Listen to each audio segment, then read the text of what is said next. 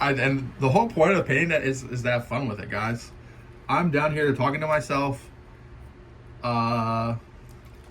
making messes. I'm not worried about if this is gonna look good. I'm not trying to like.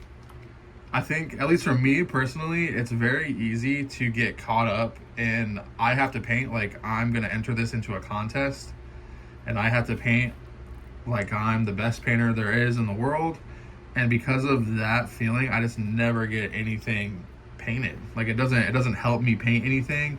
It doesn't make me a better painter. I just makes me not paint at all, and I am suddenly not even a painter. Guys, it's time to get technical. We're gonna use a few products to really kick these up to the notch now that we have them tabletop ready, and to really make everything come together and look good. With some weathering pigments here, we're gonna start with these because then we're gonna matte coat everything, and then we'll come back in with some glossy effects. So we're gonna do like stuff like blood and visceral last after the matte coat happens. All right, so Tamiya Weathering Master. This has orange rust, gunmetal, and silver on it, and it comes with a little brush. I've used mine so much it's getting pretty beat. So what this does is it is a very fine powder. So I wear gloves, but I'm out of gloves right now. And you just kind of brush this on in the same way that you would dry brush, and this creates just it gives us the shine back on the metals that the streaking grime took away. You can see on the back or on the neck I didn't do it, but on the head I did. So that top part gets that shine back. You can see like on the brush you don't even really see anything, but then when you hit the model with it, it just starts shining. So same concept as a dry brush. And see, like with this rust here, if you want to rust stuff up, it's the same concept. And we'll hit that a little bit right here. It just adds like that little bit of orange hue to it, just to give it's gonna give our metallic some depth. We'll just make him a little bit rusty. I said this in the video when we painted him. Even though this is gold and not silver, the silver is still the highlight. It is the utmost highlight of gold. Because really, to the eye, this is just gonna make the silver. It's just gonna, your eye's gonna register that this is gold, and the silver is just gonna make it shiny gold. And again, like this whole project, we're being kind of sloppy. Like this is just about looking good enough on the tabletop.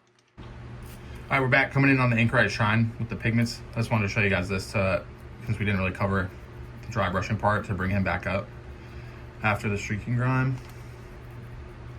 So again, we're just putting this over everything, especially like the shoulders and the chest, just because that's where we want the attention to be. All right, so now he's very nice and shiny. And the thing about the pigment powders is they'll get a little dull from the matte finish, but not as bad as the acrylic will. So even though we're gonna hit this with matte, it's gonna keep that luster. All right, guys, I actually hate nylon oxide, but I want to show you how you can still kind of get good results. It's very easy to overdo it and kind of lose all your work, but I'm going to show you how to hopefully do this right. We're going to keep the chest piece golden, but these plates we're going to use it on, and we really want to show that the shrine itself is old, whereas like everybody else's life is kind of expendable, and they won't be around for very long. The shrine is eternal, right? So this is going to be our way of showing that this is an old shrine. A decent amount on the brush, not too much, right? And we're going to hit, again, we're going to stick to being sloppy. We're going to make sure that we get in the recesses here and all the nuts.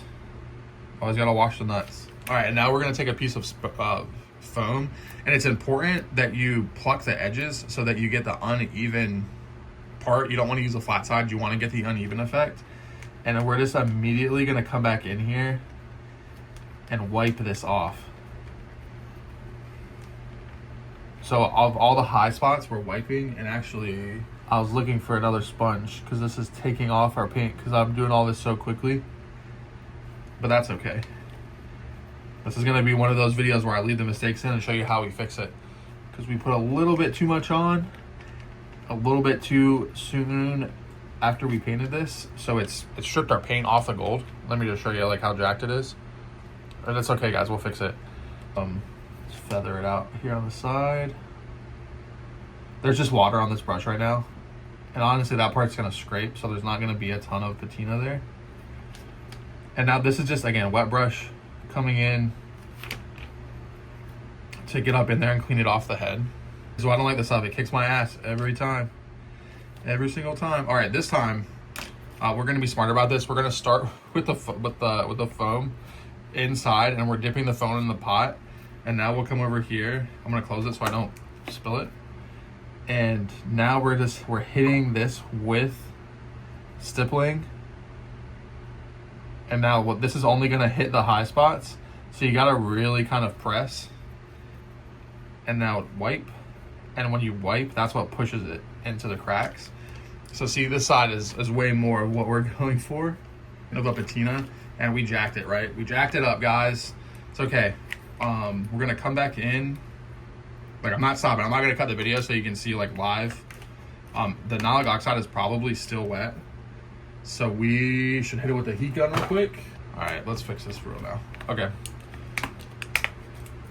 So now we are gonna fix it with whatever's on our desk. We got Hoplite Gold, right? So these parts where we chip the paint off, we chip the paint off because it's up higher than everything else.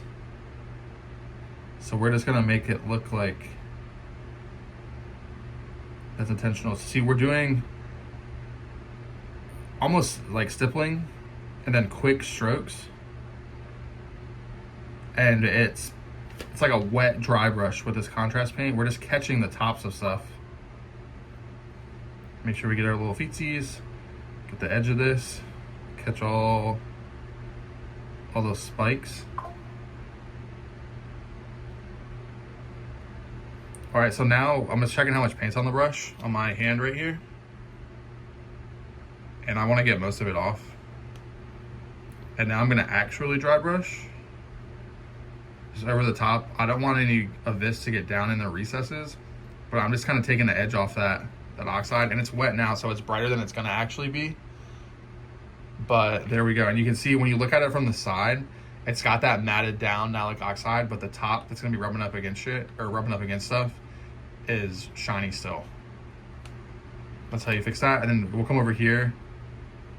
And again, this side we can just dry brush like we planned on doing normally. We don't have to have that wet stage. Before we do the matte sealant, we're actually gonna knock out the bases now. So anything that is metal, mithril silver, I'm gonna put this right in the middle of my workspace like a dummy. Anything that's gonna be wood, plague bearer flesh, I think it's gonna be a lot. And this stuff got me. Spilled it all over my desk. I'm sure in one of these videos you can see it's all over my damn dry palette. Oh, and the stone. We gotta do something for the stone, but we'll come back to that. So, or actually no, let me just get it all out. What are we gonna do for the stone? And the whole point of painting that is to have fun with it, guys. I'm down here talking to myself, making messes. I'm not worried about if this is gonna look good. I'm not trying to, like, I think, at least for me personally, it's very easy to get caught up in, I have to paint like I'm gonna enter this into a contest, and I have to paint like I'm the best painter there is in the world. And because of that feeling, I just never get anything painted. Like, it doesn't help me paint anything.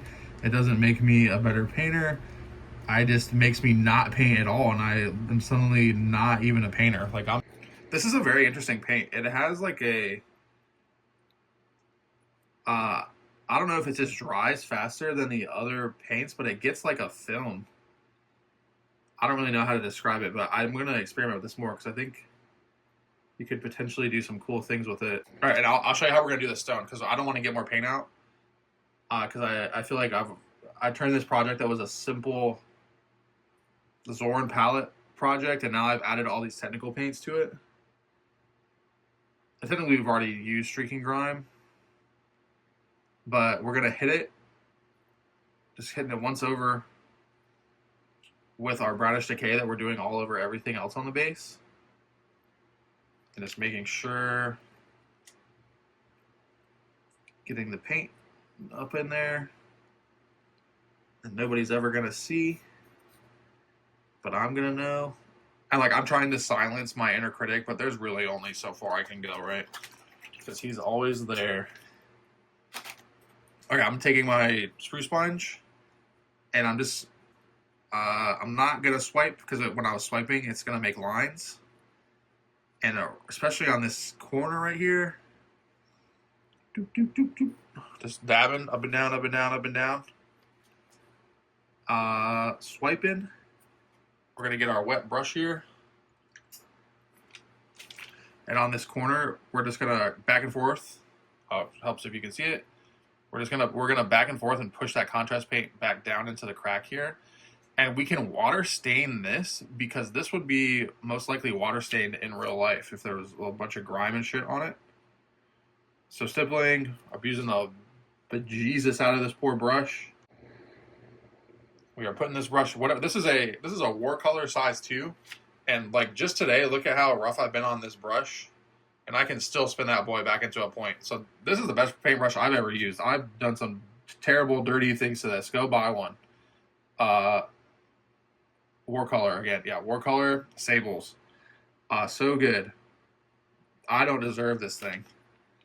And here, see, like this stuff's already starting to dry on us, and it's almost like a chipping medium now because we're hitting it and getting it wet again. Very interesting. So I'm gonna play with this for sure later down the road. But that's our stone. Our stone looks sick just from us being savages with our paintbrush. Man, I'm looking at these shoulders and I'm almost thinking I need to hit it with streaking grime again because maybe I took too much off of it. Maybe I took too much off of it. Am I? In my head, I'm like, hit it with this. Hit it with this. No, that's crazy.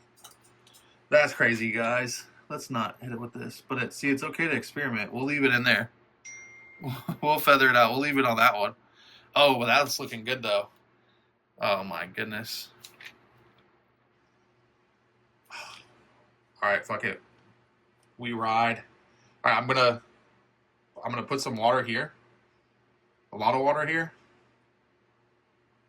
Get some of that. What is this? Brownish Decay. This is my new favorite paint. Brownish Decay is my new.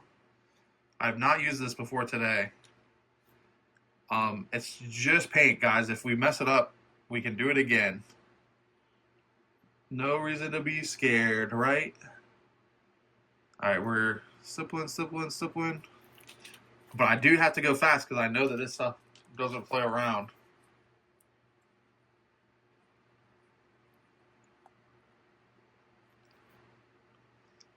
Oh, that's having a reaction. It's taking our silver right off. What in the world? Damn, our purple is back. Jesus Christus. That's okay. I got silver on my palette. I got this silver right here on my palette. I'm about to have silver all over all my other guys.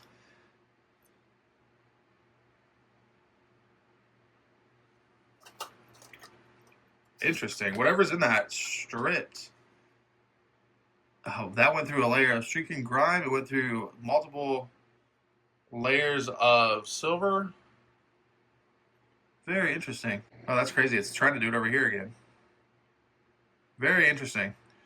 This is still my new favorite paint, even though we're not homies anymore. Oh, God, it did it over there. All right, I got to stop working it. Little bastard. I'm stippling this on because I don't want brush strokes. And I don't want to have to streak and grime it again.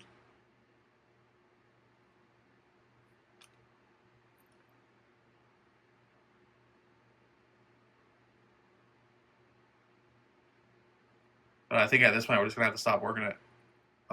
Crazy.